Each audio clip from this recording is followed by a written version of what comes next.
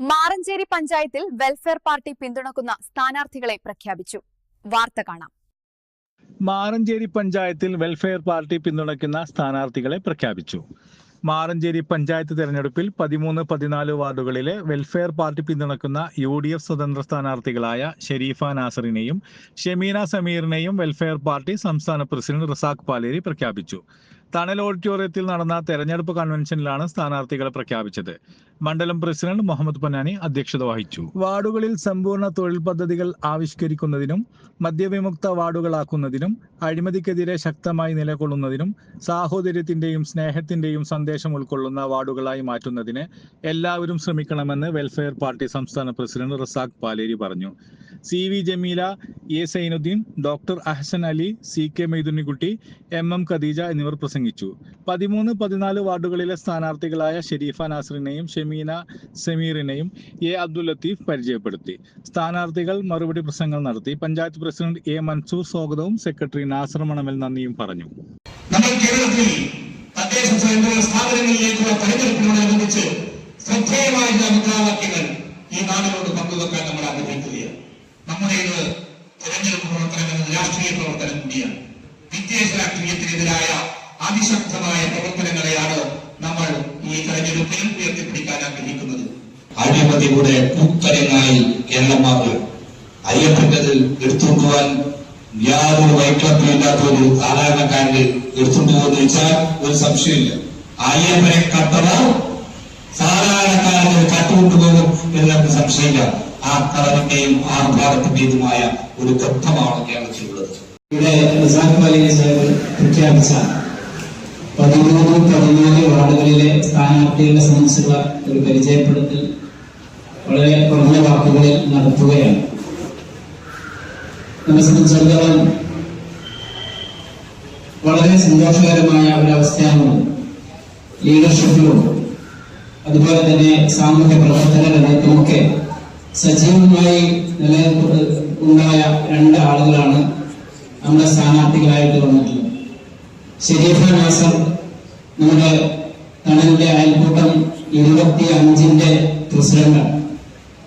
തുടക്കം മുതൽ ഈ അയൽക്കൂട്ട സംവിധാനം 2009 തുടങ്ങുമ്പോൾ നിയമപരമായ രീതിയിൽ അയൽക്കൂട്ടങ്ങളെയും ആ പ്രവർത്തനങ്ങളെയും നിയന്ത്രിച്ചുകൊണ്ടിരുന്ന കഴിവുറ്റ ഒരു നേതൃശേഷിയുള്ള ആളാണ് ഷെരീഫ. അവരെ നേരത്തെ തന്നെ 2009 തന്നെ നമ്മുടെ പ്രവർത്തന രംഗത്ത് സജീവമാണ്. അവരുടെ നേതൃത്വത്തിലുള്ള തൊട്ടടുത്തുള്ള അയൽക്കൂട്ടങ്ങളിലും അവരുടെ പ്രവർത്തനങ്ങൾ വളരെ സജീവമായിട്ട് തന്നെ മുന്നോട്ട് പോകുന്നത്. അതുപോലെ തന്നെ മറ്റ് സാമൂഹ്യ മേഖലകളിലും പരിപാടികളിലുമൊക്കെ അവരുടെ സാന്നിധ്യം നമുക്ക് കാണാവുന്നതാണ്.